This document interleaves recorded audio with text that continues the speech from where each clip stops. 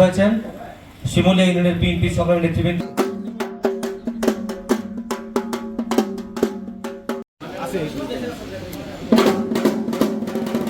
সকল ধর্ম, সকল বর্ণ, সকল গোত্রের সবার আস্থাভাজন গ্রহণ করছেন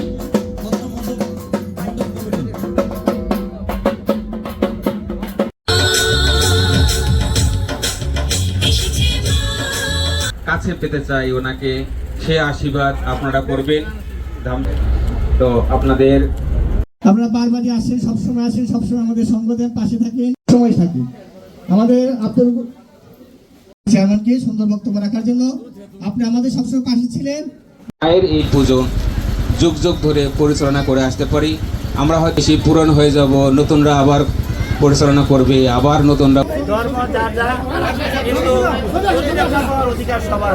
কাজে আমরা আমাদের জাতীয় দলের পক্ষ থেকে আমাদের এই দামচুনা সহ খাবার আসলে যতগুলো পূজা মণ্ডপ আছে সেই সকল পূজা মণ্ডপে বাংলাদেশ জাতীয় দলের পক্ষ থেকে আইন শৃঙ্খলা বাহিনীকে সর্বোত্তম সাহায্য করা হচ্ছে।